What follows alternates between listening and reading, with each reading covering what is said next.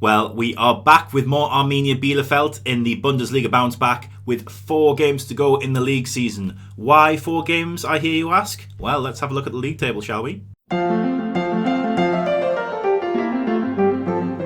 And here is that league table. We are sitting on 84 points from 34 played. We are already promoted and we are just 1 point away from clinching the title. Regensburg had a bit of wobbly form in December time, but they've since recovered, but not enough to catch up to us. 3 draws in April has seen them fall off quite a lot.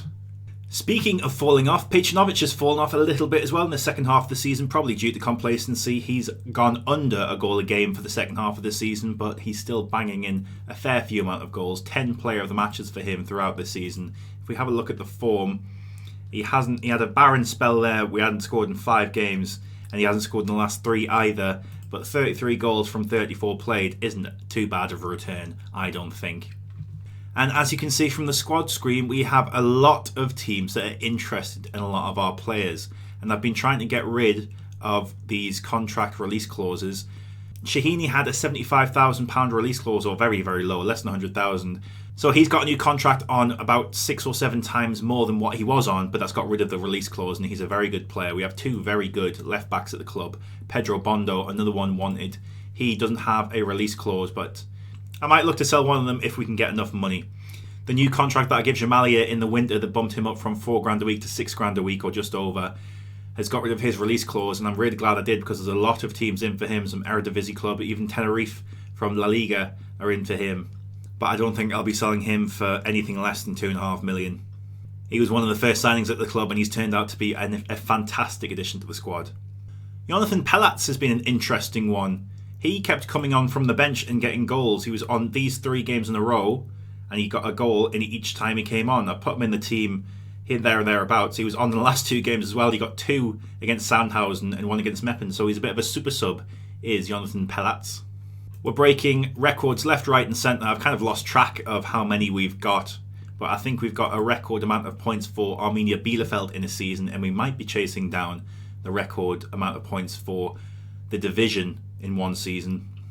We've managed to score 88 times and conceded 27 times, which has left us with a goal difference of 61. So even if we don't get a draw today to mathematically secure the title, the chance that Regensburg overcome this 28 goal deficit is pretty non-existent. Realistically, we've already won the title, but we're going to play until we see a trophy lift. Hopefully, that'll be in the first game against Karlsruhe. Here's the starting line for that game then. We've got Schmidt, Bondo, Nadjar, Whitkey and Leitgeb as the back line.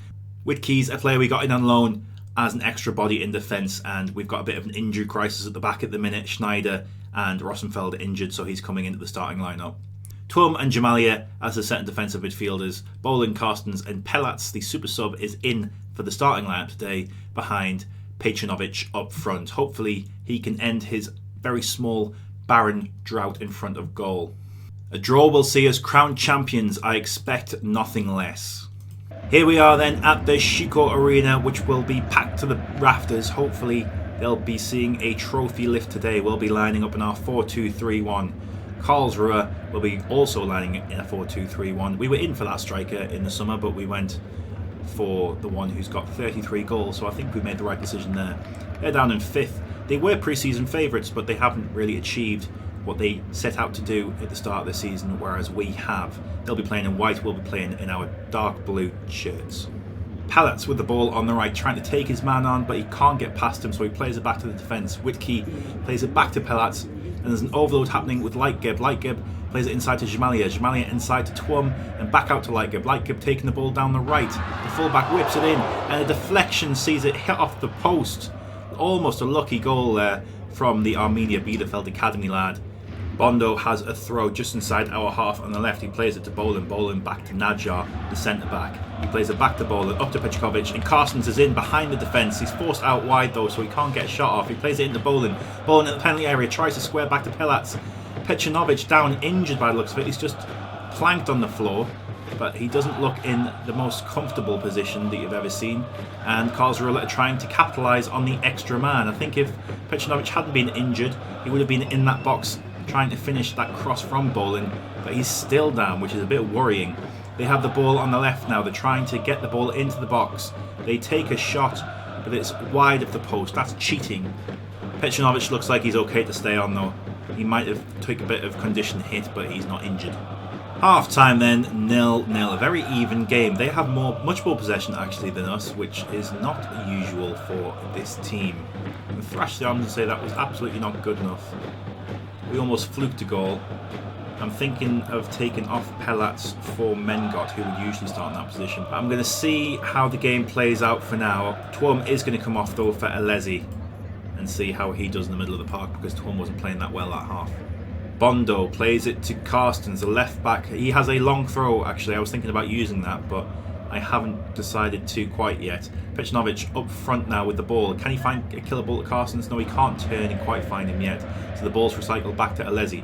He plays it into Bondo at the left.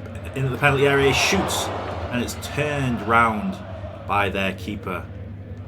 On the 60th minute, and I'm going to make a lot of substitutions here because none of the front three are playing well. We got this guy in as well, Charlie Truen, in on loan as a striking option. We couldn't get rid of Okono, so he's still at the club, but I haven't been playing him at all because he got in a mood with me. Mengot's going to come on the right. Boland's going to come off for Koch. Time ticking down, and the draw is good enough. I've just brought on Horvath Jamalier because he was looking very tired, and I think it's going to end 0-0. And it does. We are the champions. Look at us go. There's Jamalier there shaking the hand of the Liga 3 official, and he gets handed the trophy. I haven't got the trophy ready with me today. It's still got the Puchov colours on. I'm going to show you it after the trophy lift. We're going to go and lift the trophy. Liga 3. Hooray! A well-deserved win for the boys. A dominant season overall, and I'm very happy with that one. Jamalier has the trophy at the moment, but I'll get my hands on it soon after the game at the press conference, no doubt. Glad that we won it in front of our fans as well. Here we are then. I've managed to wrestle the trophy off Jamalier, who'd been carrying it around with him all day, but I've got it now in the blue and white of Bielefeld. I'm going to leave that behind me for the rest of the video. Well, a drab 0-0, but it sees us win the title, so I'm going to get all the way forward to the season review now, so you don't have to sit through the rest of the boring games. And here we are then for the end of season review. Arminia Bielefeld have won the Liga 3 trophy, and there it is. Beautiful. Signing of the season goes to Max Schmidt, the keeper we brought in from Bayern Munich for free as a replacement for Stahl, who got injured at the start of the season. But I really feel like we had a lot more better transfers than that. Shahini got an A+, so I don't know why a B- is getting signing of the season. Bondo got an A+. Petrovic obviously got an A+. He hasn't scored in his last 7 games, though, towards the end of the season. I've never seen such an absolute amazing drop-off from the first compared to the second half of the season. I think at Christmas he had something like 27 goals, and he's got 6 in the second half of the season. Crazy, ridiculous stuff. He should have really got 50. But he ended with 33. Obviously a bit of complacency from our big German striker. A+ for Najar as well, and lots of B+. A C for Hetfer, which I'd agree with. I think that was a bit of a mistake from me. And we got an A+ for finishing top of the Bundesliga. We didn't break the record for the amount of points for a team in a season. That remains at 87. We lost the last 2 games of the season and drew the one before that.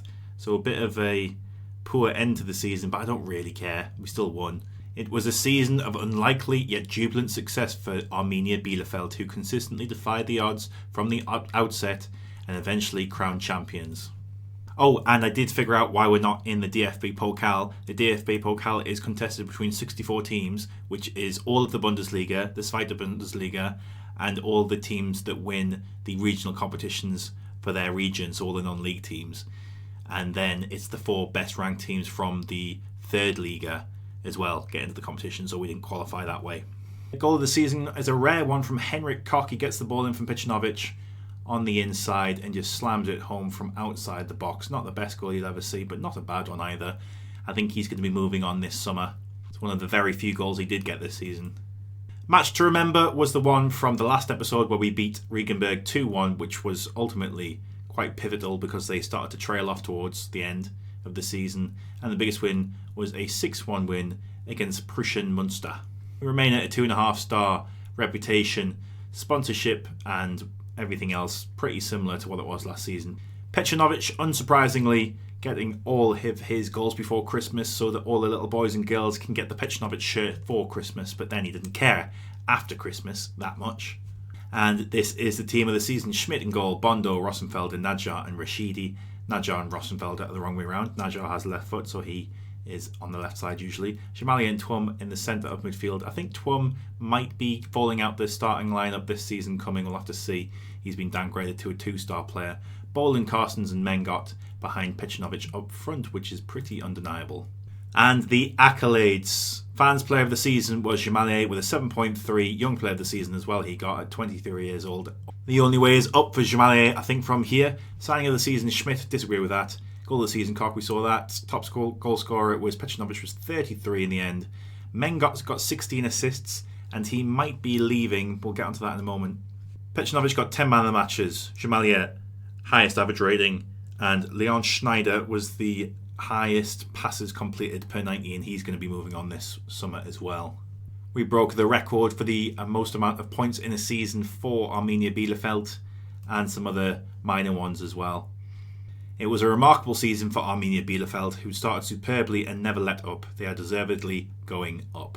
And the reason that Mengot might be leaving is because for next season I'm thinking of changing to this 3-4-2-1 again, like we did at Abergavenny years ago now. And the one player that'll lose out from that is Mengot. I think we're quite well equipped to switch to that formation already. We'd only need another right wing back, another left wing back, and then another centre back to cover for Schneider, and another backup striker as well. Or maybe Pecinovic, with his absolutely dismal form towards the end of the season, didn't score in any of these games. He might be falling out the starting 11, even though he did have a ridiculous start to the season. If you'd like to see me cobble together some sort of Zweite Bundesliga team that can play a 3-4-2-1, tune in for tomorrow's video where we'll be doing a summer rebuild, hopefully building a squad that's capable of at least surviving the Zweite Bundesliga. But thanks very much for watching. I'm glad we've got the trophy just above my left shoulder there. I hope you enjoyed watching. If you'd like to click a playlist or video on screen, please do so. Like the video, subscribe to the channel, and I'll see you next time. Bye bye. Auf Wiedersehen. Goodbye.